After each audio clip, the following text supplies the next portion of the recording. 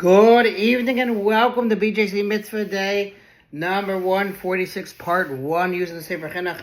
A Mitzvah Day keeps your soul on its way. The obligation to burn meat of kodashim that became tamei. And you'll excuse my outfit, a little running, rabbis run. That's what I do. I ran 5 miles today, Baruch Hashem, getting ready for the half marathon in mid-February. All right, so this mitzvah is also found in the third book, Vayikra, Parshas Tzav. And the actual verse says, the flesh that touches any tamei thing, which means an impure thing, may not be eaten. It shall be burned in fire. But the tahor flesh, meaning the pure flesh, any tahor person may eat the flesh. Portions of the sacrificial offerings that are not placed upon the altar are generally eaten, either by the kohanim, the priests, or by the owners of the offerings and their families. However, as was set forth in the previous mitzvah, it is prohibited to partake of any offerings that became tamei, ritually impure. There is instead an obligation to burn it, as is indicated in the verse cited above. This obligation, which also applies to portions that are designated to be placed in the altar, but became tamei, impure, is the subject of this mitzvah.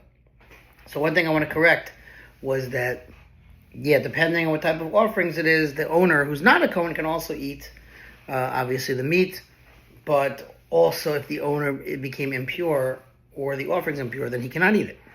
So, but the idea is it's not just for Kohanim, it's for other people too.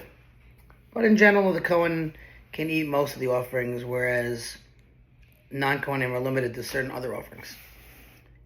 Okay, so he says, this obligation, which also applies to portions that are designated to be placed on the altar but became tamei, is the subject of this mitzvah.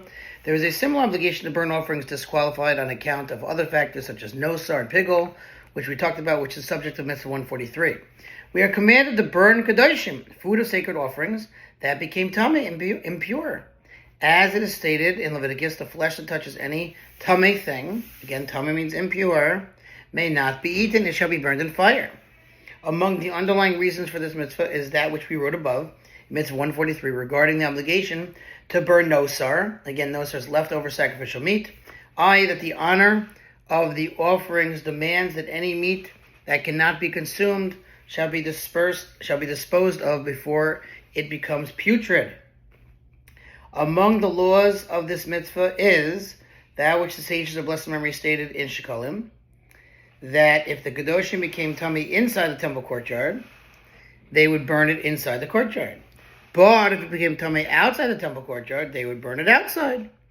Also among these laws is that they would burn the kodashim whether it became contaminated through a primary source of tumah or through a secondary source of tumah. The previous law that an offering that became tamei in the courtyard is burned there also applies to an offering that became nosar, which, as was explained in the introduction of this mitzvah, must be similarly burned. An offering that became nosar in the courtyard is burned there.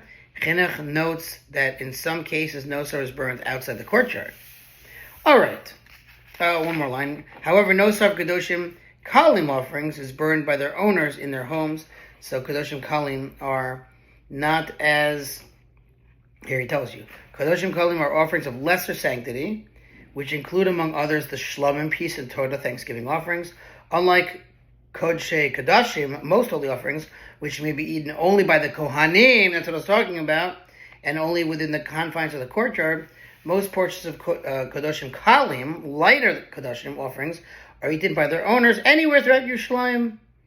Accordingly, if a kodashim kalim offering became nosar, meaning it was left over beyond its time, and now it's no longer can be eaten, after it had been taken from the base of Mikdash to be eaten, it may be burned in any location that's convenient. Once it's left over, you got to burn it. See glosses of Mishnah Lamelech, who notes that the more appropriate place for this law would be in mitzvah 143. Okay, we'll continue with this mitzvah, God willing, tomorrow. Thanks for listening to sponsor future mitzvah 36 100 for the gold. Have a wonderful night. We'll see you tomorrow.